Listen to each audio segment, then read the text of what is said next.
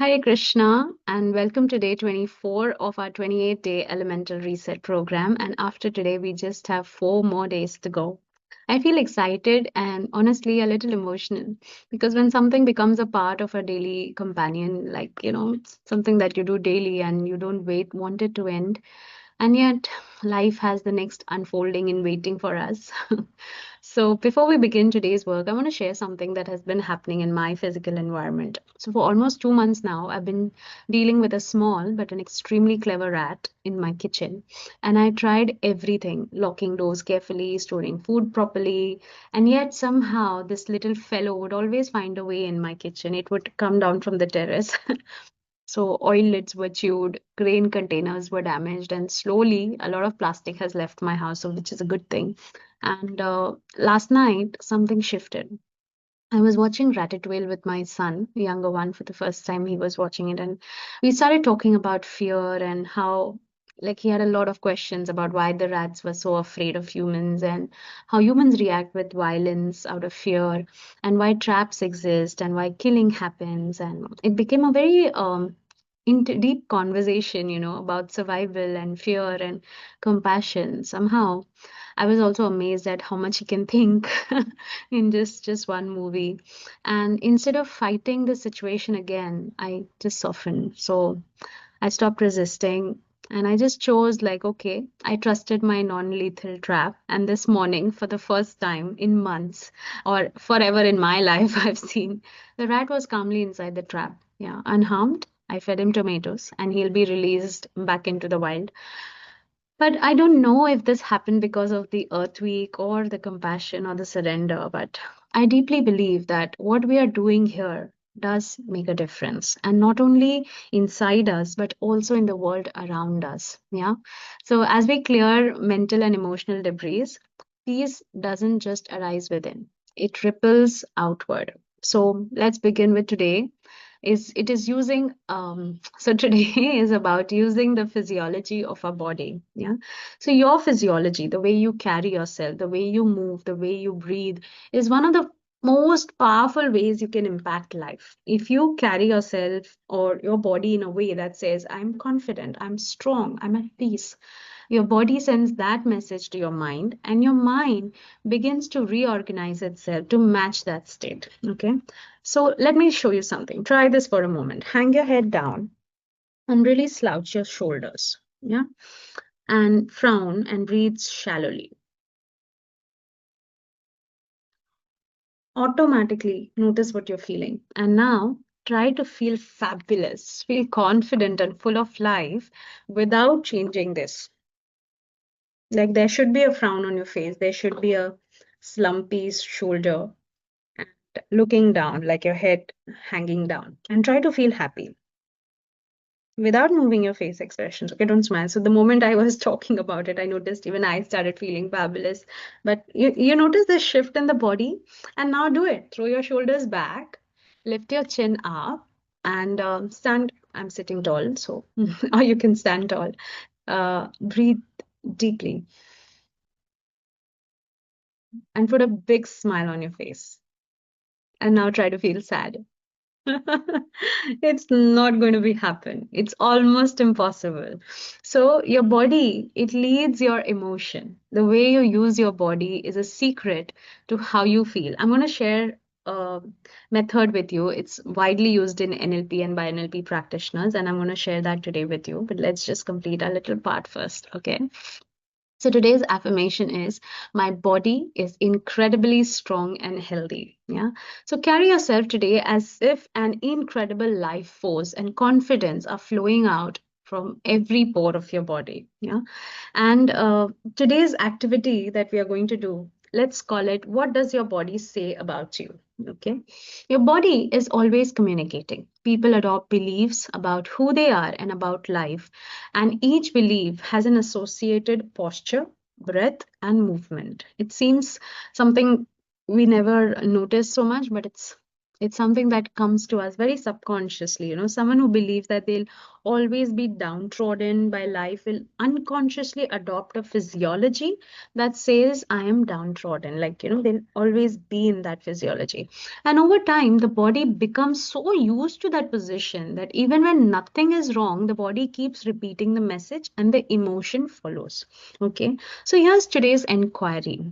If a stranger were to silently watch the way you carry your body, or if you were looking at yourself through a CCTV camera, what might the stranger assume about you, or what might you notice about yourself? What would you see?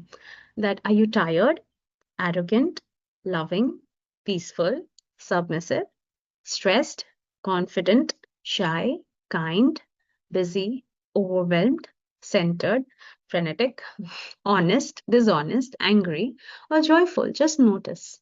Just notice. What is you observing yourself from a CCTV, or a stranger looking at you make a judgment about yourself? Yeah. And no judgment. You don't judge yourself, just notice. But somebody might get a notion about you, and you don't have to fix anything. Your body is speaking. The question is whether you are satisfied with the message it is sending. Yeah. And if you're not, then this is where I want to bring in that NLP concept called the triangle of success. Okay, so let me share my screen with all of you. Just a minute. Okay, so here we are. I hope it is visible. Where did my pen go? Yeah. So this is known as the triangle of success. Okay, your body language. So the moment you want to feel a certain emotion, let's say, for example, I want to feel confidence. Okay, so if I want to feel confidence, how will my body be? Now, since this is not an interactive one, I'm going to just share what I think the body language will be. Upright, pardon my handwriting.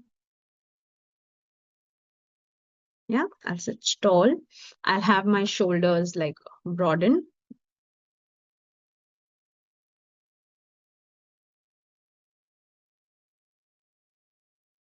Chest slightly out, not like too much out, slightly confident posture, upright posture, I would say.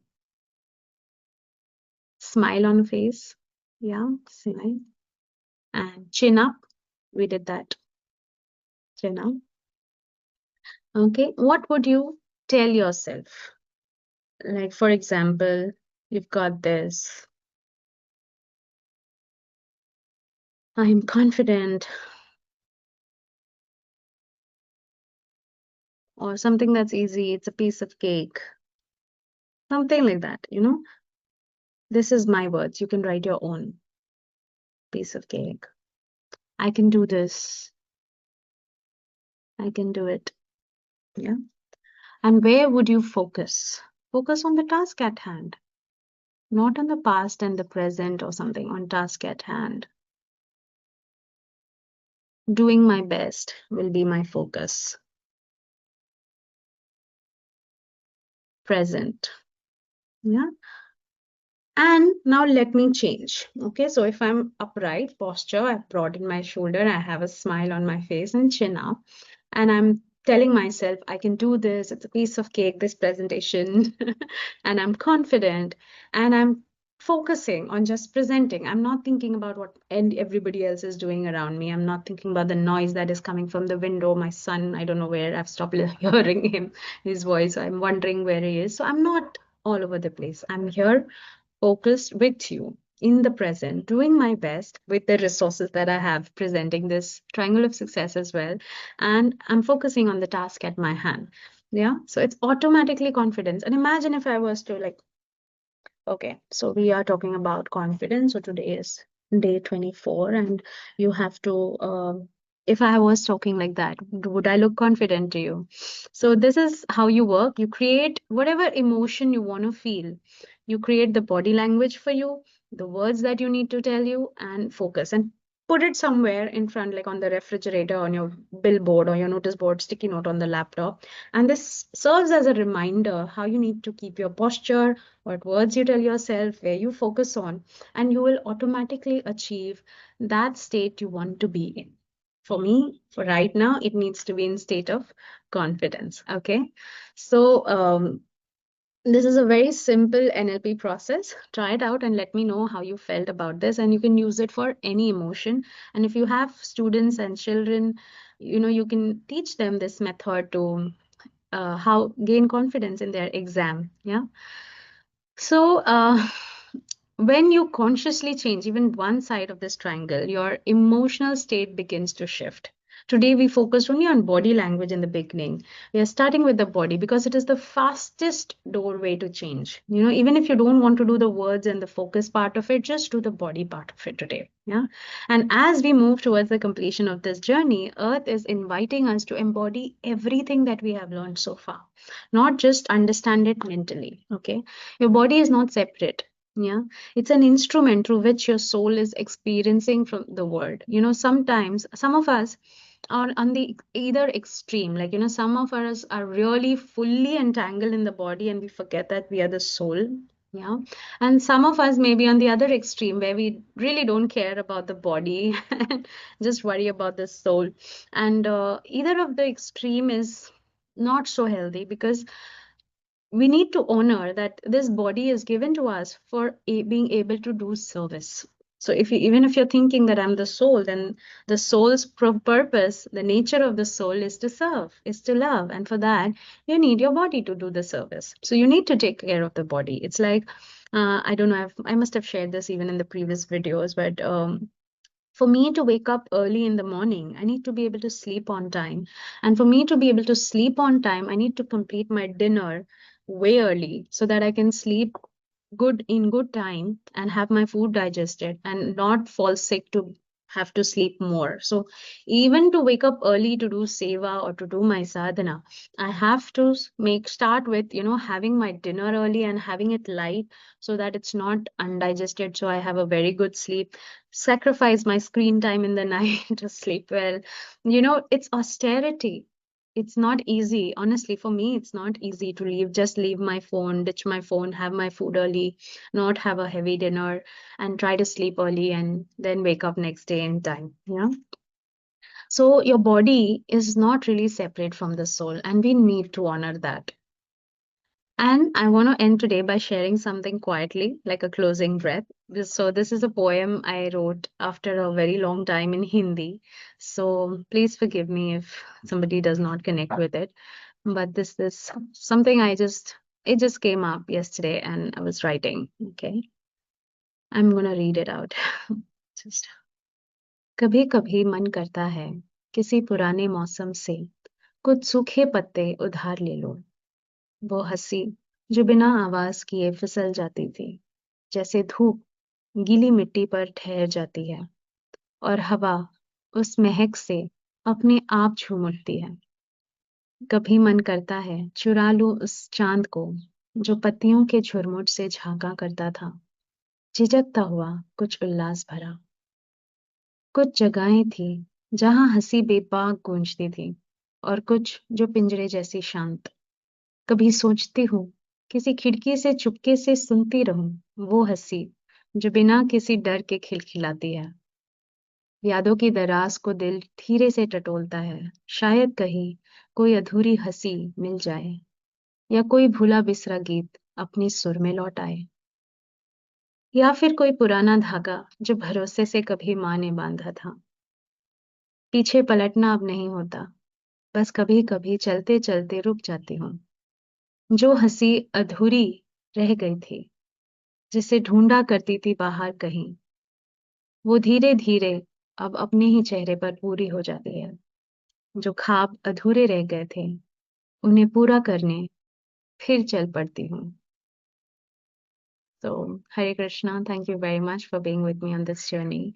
And 4 more days to go, and let's complete it with equal enthusiasm. And if this video resonated with you, please like the video and subscribe to the channel so that this work can reach more people who need it. Thank you very much. Hare Krishna.